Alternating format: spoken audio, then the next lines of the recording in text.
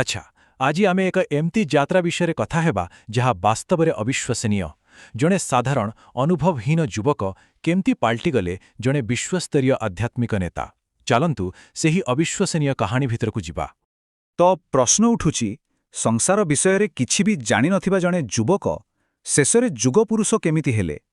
ଆଜିର ଏହି ଆଲୋଚନାରେ ଆମେ ସେହି ଗୁରୁତ୍ୱପୂର୍ଣ୍ଣ ଯାତ୍ରାର ପାଦଚିହ୍ନକୁ ଖୋଜିବା ଯାହା ନରେନ୍ଙ୍କୁ ସ୍ୱାମୀ ବିବେକାନନ୍ଦ ଭାବରେ ଗଢ଼ି ତୋଳିଥିଲା।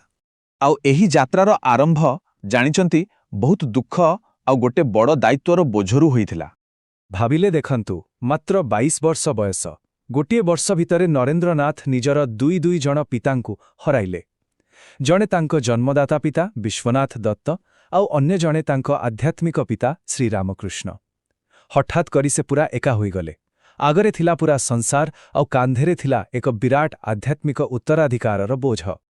ଆଉ ଠିକ୍ ସେତେବେଳେ ଗୁରୁ ଶ୍ରୀରାମକୃଷ୍ଣଙ୍କର ଗୋଟେ କଥା ତାଙ୍କୁ ବାରମ୍ବାର ମନେ ପଡ଼ୁଥିଲା। ସେ କହିଥିଲେ, ମୁଁ ଭାବିଥିଲି ତୁ ଗୋଟେ ବିରାଟ ବରଗଛ ହେବୁ ଆଉ ହଜାର ହଜାର ଲୋକ ତୋ ଛାଇରେ ଆଶ୍ରୟ ନେବେ, କିନ୍ତୁ ମୁଁ ଦେଖୁଛି ତୁ କେବଳ ନିଜ ମୁକ୍ତି ପାଇଁ ବ୍ୟସ୍ତା। ଏହା କେବଳ ଗୋଟେ ତାଗିଦ ନଥିଲା, ଏହା ଥିଲା ତାଙ୍କ ଭବିଷ୍ୟତ ପାଇଁ ଏକ ଇସାରା। ତ ଏଇଠି ହିଁ ତାଙ୍କ ଜୀବନର ସବୁଠୁ ବଡ଼ ଦ୍ୱନ୍ଦ୍ୱ ଆରମ୍ଭ ହେଲା। ଗୋଟେପଟେ ନିଜର ମୁକ୍ତି, ନିଜର ଆଧ୍ୟାତ୍ମିକ ଆନନ୍ଦ, ଆଉ ଅନ୍ୟପଟେ ଅଗଣିତ ଦୁଃଖୀ ଦରିଦ୍ର ଲୋକଙ୍କର ସେବା। ସେ କେଉଁ ରାସ୍ତା ବାଛିବେ? ଆଉ ଏହି ଦ୍ୱନ୍ଦ୍ୱରୁ ହିଁ ଆରମ୍ଭ ହେଲା ଏକ ନୂଆ ଯାତ୍ରା, ଜଣେ ଏକାକୀ ପଥଚାରୀର ଯାତ୍ରା। ନିଜ ଗୁରୁଙ୍କୁ ହରାଇବା ପରେ ନରେନ୍ ତାଙ୍କର ଅନ୍ୟ ଗୁରୁଭାଇମାନଙ୍କୁ ଏକାଠି କଲେ। କେଉଁଠି ଜାଣନ୍ତି? ବରାହନଗରର ଗୋଟେ ପୁରୁଣା ଭଙ୍ଗାରୁଜା ଘରେ, ଯାହାକୁ ଲୋକେ ଭୂତକୋଠି ବୋଲି କହୁଥିଲେ। ସେଇଠି ହିଁ ରାମକୃଷ୍ଣଙ୍କର ଯୁବକ ଶିଷ୍ୟମାନଙ୍କ ପାଇଁ ତିଆରି ହେଲା ପ୍ରଥମ ମଠ। ସେଠାକାର ଜୀବନ କେମିତି ଥିଲା ଟିକେ କଳ୍ପନା କରନ୍ତୁ। ଖାଇବାକୁ ପ୍ରାୟ ନଥାଏ, ମାସ ମାସ ଧରି କେବଳ ଲୁଣରେ ସିଝା ହୋଇଥିବା ପତ୍ର ଖାଇବାକୁ ପଡ଼ୁଥିଲା। ବାହାରକୁ ଯିବା ପାଇଁ ଭଲ ପୋଷାକ ଖଣ୍ଡେ ବି ନଥିଲା। କିନ୍ତୁ ଏତେ କଷ୍ଟ ସତ୍ତ୍ୱେ ସେମାନଙ୍କ ଭିତରର ଆଧ୍ୟାତ୍ମିକ ନିଆଁ ଯୋଡ଼ୁଥିଲା।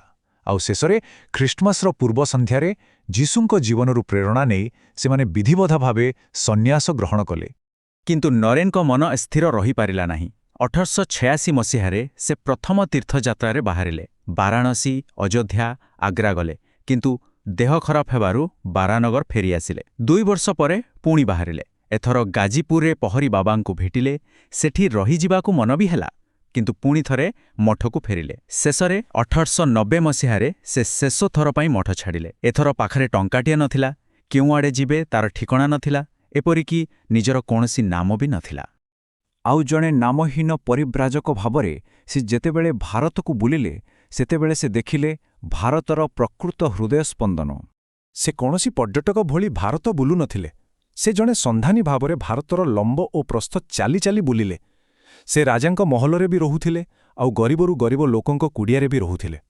ଆଉ ଏହି ଯାତ୍ରା ସମୟରେ ଜଣେ ଷ୍ଟେସନ ମାଷ୍ଟର, ଯାହାଙ୍କ ନାଁ ଥିଲା ଶରତ ଚନ୍ଦ୍ର ଗୁପ୍ତା, ସେ ତାଙ୍କର ପ୍ରଥମ ଶିଷ୍ୟ ହେଲେ।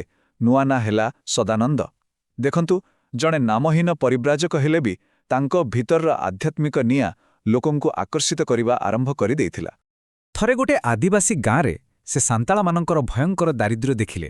ସେମାନଙ୍କର ଅବସ୍ଥା ଦେଖି ସେ ଏତେ ଅସହାୟ ଅନୁଭବ କଲେ ଯେ ସେ ସିଧା ଜଙ୍ଗଲ ଭିତରକୁ ଚାଲିଗଲେ, ଏଇଆ ଭାବିକି କୌଣସି ବାଘ ଆସି ତାଙ୍କୁ ଖାଇଯାଉ। ଦେଶର ଦୁଃଖର ଏହି ଭୟଙ୍କର ଚିତ୍ର ତାଙ୍କ ହୃଦୟକୁ ଭାଙ୍ଗି ଦେଇଥିଲା। ଆଉ ଗୋଟେ ଘଟଣା ଘଟିଲା ଖେତଡ଼ିରେ। ସେଠାକାର ମହାରାଜା ତାଙ୍କୁ ଗୋଟେ ଉତ୍ସବ ପାଇଁ ଡାକିଥିଲେ। କିନ୍ତୁ ଯେତେବେଳେ ସେ ଦେଖିଲେ ଯେ ଜଣେ ବାଇଜୀ ଗୀତ ଗାଇବାକୁ ଆସୁଛନ୍ତି, ସେ ରାଗିଯାଇ ସେଠାରୁ ଚାଲିଯିବାକୁ ବାହାରିଲେ। କାରଣ ସେତେବେଳେ ଜଣେ ସନ୍ନ୍ୟାସୀ ହିସାବରେ ସେ ବହୁତ କଠୋର ଥିଲେ।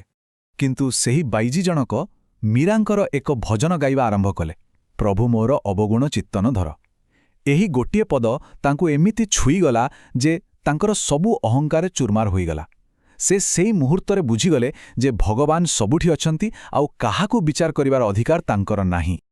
ତ ଏମିତି ଅନେକ ଶକ୍ତିଶାଳୀ ଅନୁଭୂତିକୁ ନେଇ ତାଙ୍କ ଯାତ୍ରା ଶେଷରେ ପହଞ୍ଚିଲା ଭାରତର ଦକ୍ଷିଣତମ ସୀମାରେ କନ୍ୟାକୁମାରୀରେ। ପୁରା ଭାରତ ବୁଲି ସାରିବା ପରେ ସେ କନ୍ୟାକୁମାରୀର ସମୁଦ୍ରକୂଳରେ ପହଞ୍ଚିଲେ। ଏହାପରେ ଆଉ କୁଆଡ଼େ ଯିବେ? ରାସ୍ତା ତ ଶେଷ। ଏବେ ପ୍ରଶ୍ନ ଥିଲା, ତାଙ୍କ ଜୀବନର ଉଦ୍ଦେଶ୍ୟ କ'ଣ? ସେ ଦେଖିଲେ ସମୁଦ୍ର ମଝିରେ ଗୋଟେ ବଡ଼ ପଥର ଅଛି, କିନ୍ତୁ ଡଙ୍ଗାରେ ଯିବାକୁ ପାଖରେ ପଇସା ନଥିଲା।